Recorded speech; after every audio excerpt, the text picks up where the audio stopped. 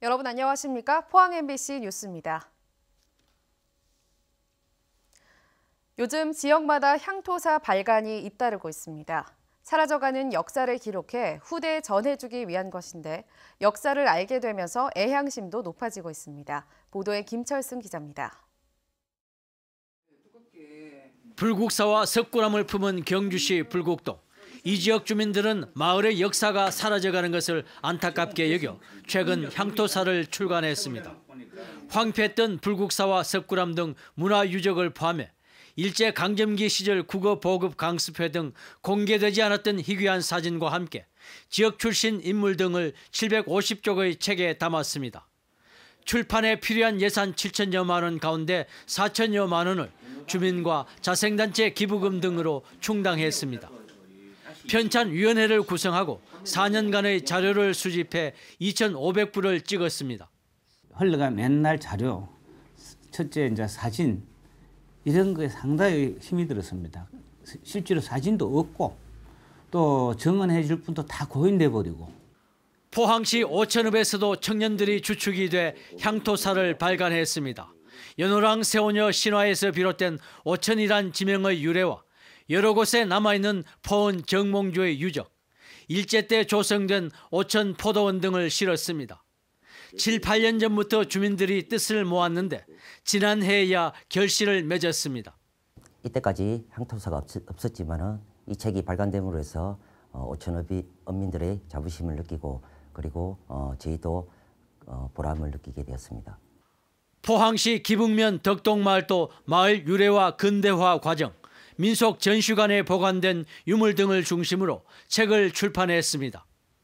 빠르게 변하는 환경 속에서 사라지기 전 마을의 문화와 역사를 기록으로 보존하려는 주민들의 노력이 이어지고 있습니다. MBC 뉴스 김철승입니다. 붉은 대게의 어획량이 크게 줄어들면서 가격 오름세가 이어지고 있습니다. 올해 1월 붉은 대게의 연근해 어획량은 1,711톤으로 전년 같은 기간에 비해 22% 줄었고 5년 평균 어획량과 비교하면 절반 수준입니다. 한편 지난 1월 오징어의 연근해 어획량은 9,800여 톤으로 전년 같은 기간에 비해 58% 증가했지만 5년 평균 어획량과 비교하면 45% 줄었습니다.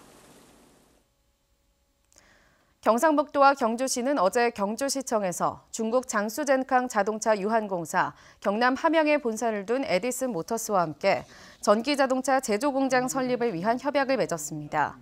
두 회사는 합작법인을 만들어 오는 2023년까지 600억 원을 들여 경주시 안강읍 검단산업단지에 1톤 전기화물 자동차 공장을 세울 계획입니다. 합작법인은 올해 안으로 전기화물 자동차 2천여 대를 생산해 국내 택배 기업 등에 납품할 예정입니다. 포항 북부소방서는 재난 현장에 대한 신속한 대처를 위해 무인 비행장치인 드론을 배치 운영한다고 밝혔습니다. 이를 위해 드론 운용 안전교육과 인명 검색 훈련 등을 정기적으로 실시해 전문성도 강화할 방침입니다. 소방 관계자는 소방 드론을 통해 현장에서의 영상 정보 제공은 물론 접근이 어려운 현장에 대한 확인과 조치가 가능할 것으로 기대됩니다. 경북 지역 시군 가운데 경로당 숫자가 가장 많은 곳은 경주시인 것으로 나타났습니다. 경북도에 따르면 경주 지역 경로당은 616곳으로 인구가 더 많은 포항보다 6곳이 더 많고 구미보다는 200곳 이상 많습니다. 이는 경주시의 노인 인구 비중이 높은 데다 인구 밀집도가 포항이나 구미에 비해 상대적으로 낮기 때문으로 분석됩니다.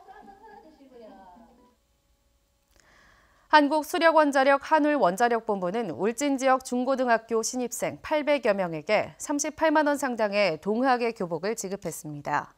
한울원자력본부는 지난 2017년과 지난해에는 신입생 교복 구입비의 90%를 지원했지만 올해는 교복을 무상 지원하기로 했습니다. 네, 이상으로 포항 MBC 뉴스를 마칩니다. 여러분 고맙습니다.